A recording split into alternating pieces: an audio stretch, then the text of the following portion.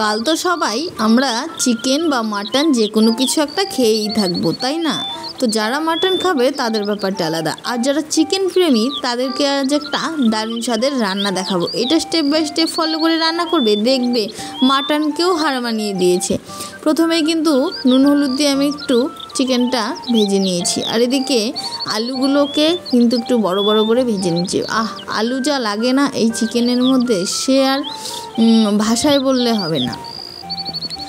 দেখতেই পাচ্ছেন আলুগুলো ভেজে নিয়েছি, আলু ভাজার ওই তেলেই চিকেনটাকে কিন্তু দিয়ে দিয়েছি, সাথে দিয়ে দিলাম নুন এবং হলুদ। সকলে এভাবে রান্নাটা কখনো ট্রাই করবেন, দেখবেন ভীষণ ভালো হয়। আমি কিন্তু খুব কমই চিকেনের রান্না আর কি আপনাদের সাথে শেয়ার করি, সব সময় সাধারণ রান্নাগুলোই দিয়ে থাকি, খুব কম তেল মশলায় যেগুলোর আর কি আমি রান্নাটা করি। সকলে কি এখন আমার ভুলে গেছেন না মনে আছে? এখন কিছুদিন খুব কম ভিডিও দিচ্ছি। দেখতেই পাচ্ছেন ভাজতে ভাজতে কিন্তু চিকেনটা লালচে কালার ধরে গেছিলো, একটু সময় নিয়ে ভাজবেন।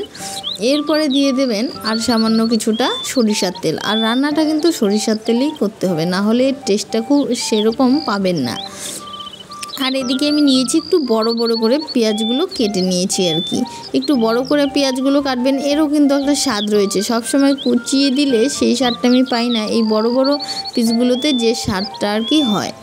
আর দিয়েছি কয়েক কোয়া রসুন, দিয়ে মশলা দিয়ে দিচ্ছি। মশলাটা সম্পূর্ণ কিন্তু আমি বেটে নিয়েছি, কেননা বাটা মশলায় এই চিকেনের রান্না কিন্তু লাগে দুর্দান্ত খেতে, তাই অবশ্যই একটু কষ্ট করে বেটে নিয়ে রান্নাটা করবেন। গুঁড়ো মশলার রান্না সেরকম টেস্ট আসেই না, যে যাই বলুন না কেন।